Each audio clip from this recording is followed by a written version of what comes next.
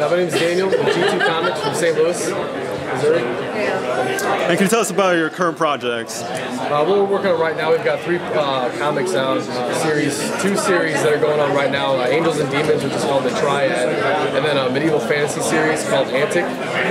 We have our first comic that we put out right here called Raptor Sniper. That's a one-shot, depending on who likes it or not, we might continue it. We've got a story ready for that for number 2 if people start liking it. Triad series, 4-part series, and it picks up with a different title every 4 parts. So it's an ongoing series, but the title changes and the characters reoccur.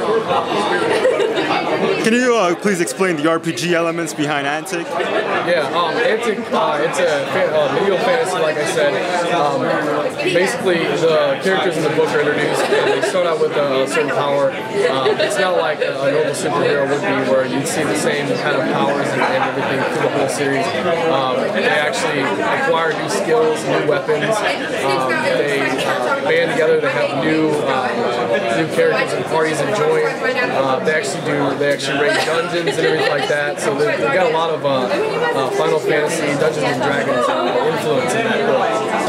So right here, 2 of the main characters where the story picks up on, they decide to go up and kind of scout out an area for troops and whatnot.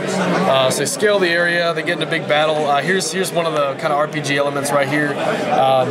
They're trying to make a long journey to this mountain, and the necromancer summons these 2 Dregwars, and they ride him over. So he's got the ability to summon, kind of like Final Fantasy series. A big battle ensues at the top of the mountain, and after they defeat the enemies, a couple of kind of crystals appear, and they pick them up, and it's kind of the spoils of war. They upgrade right there. You know, it's kind of a battle finisher, and it shows them kind of being consumed by the power, and their weapons and everything upgrade after that. The next issue will explain more about this. I just wanted to kind of throw it out there, you know, so people can see that that's going to happen pretty soon in the book.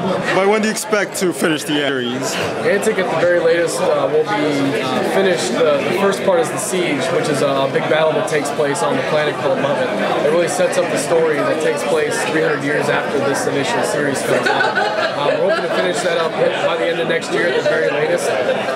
Number 3 and 4 will be out this year, and number 5 is going to be a big, like 48-page or more, which will be out next year to conclude the series. Then it'll pick up with another series with the same characters, and just continue the story where it's left off after the Siege takes place.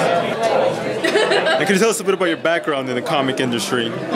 Well, I've just started this company about 2 years ago. I was working with Eric, my writer, on the Triad series, and we decided to push it through and make a full comic book out of it, and see if it took or not. It caught on a little bit. We're just trying to push through and see if we can get some more fans under our belt with the Antic series and the Triad series and the Raptor Sniper series right now.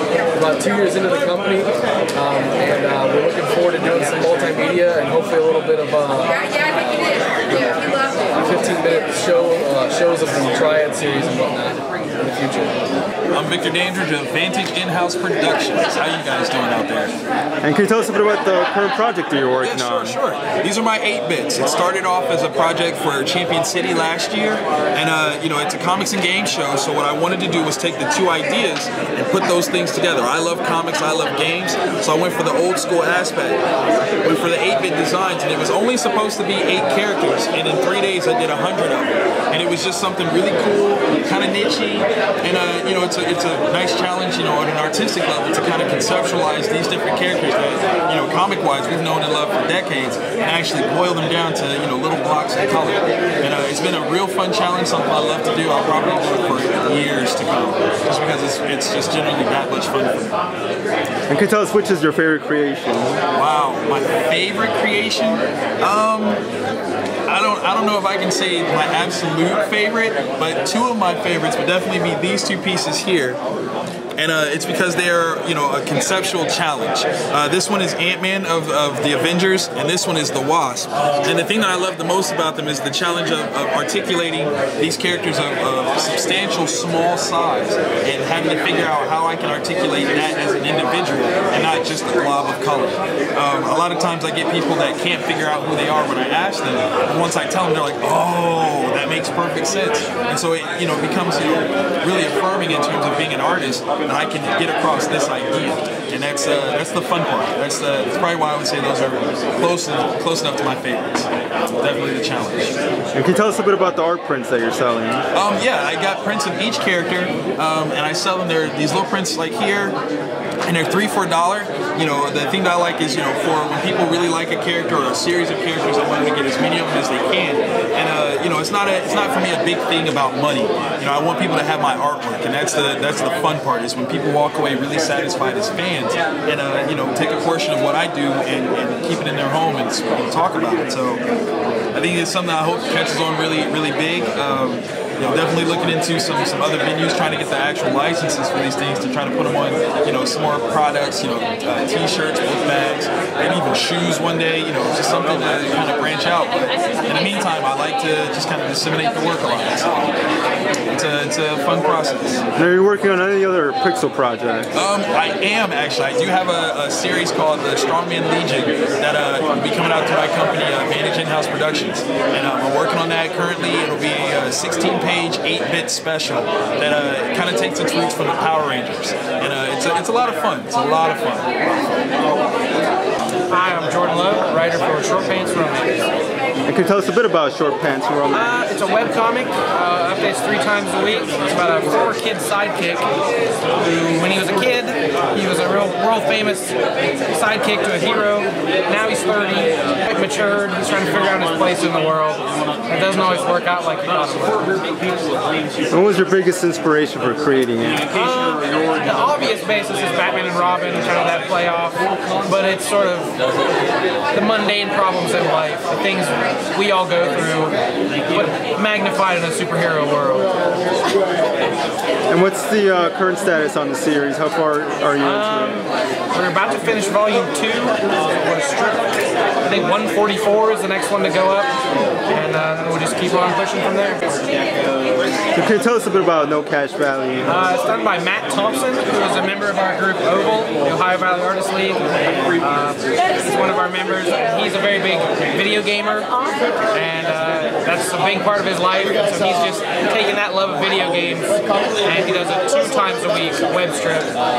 He touches on comics, movies, video games especially, and just sort of a lot of very timely humor of things that just came out, or things he likes, things more that he doesn't like, and he sort of riffs on what's going on in the video game world. I'm Eric Adams. I'm the creator of Lackluster World. And can you tell us a bit about Lackluster World? Sure. It's Lackluster World is about an albino man trying to change his lackluster world through means of journalism and street art. That said, more often than not, he's fighting off his fanatically religious brother and sister who are desperate to convert him. I call it a mix between Fight Club and Office Space, taking place in Pleasantville. It's a 7-issue series. At the moment we're recording this, I'm 2 weeks away from completing that 7th issue, totaling about, I think it's 252 pages altogether. It's something I've been working on for 7 years, and now that I'm reaching the end, it's kind of bittersweet. I'm going to miss the characters, but you know, I'm going to be glad to move on to a new project. And I see you have some references to Jesus Christ there. Has that caused any negative backlash? Not that much. I mean, once in a while I get a dirty look from someone. Because it's, you know, my images of Jesus Christ aren't really positive ones. But, you know, for the most part, I don't think that, you know, I don't think there's a whole lot of vitriolic comments about it. I think what I say about religion in general is humorous, and perhaps I can see how it's offensive to the extremely religious, but it's all kind of like fun and jest. And I'm not a religious person, and I have commentary on religion, but I try not to be vicious about it. I try to be funny yet honest. So what inspired you to go with the scientific character name? You're speaking of the three siblings of the comic, which are three of the four main characters. The albino character, whose name is Fahrenheit, his brother Kelvin, and their sister Celsius. And they're named after temperature scales.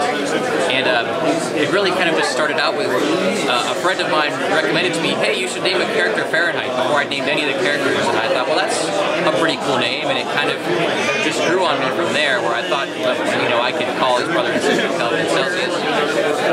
And the way I wrote it into the story is their father, who you eventually get to meet in the story, you meet both their parents. Their father is a TV weatherman, and named him after temperature scales simply because he liked the names.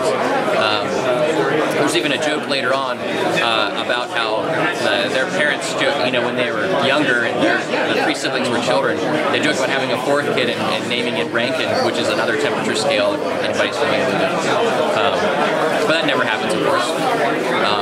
So the names, they don't mean a whole lot, but I did kind of apply, you know, just the way the temperature scales work and why they're named the things they are. I kind of apply those to character traits for each character, but I would leave that up to the reader to kind of like read into that more and try to find correlations with that.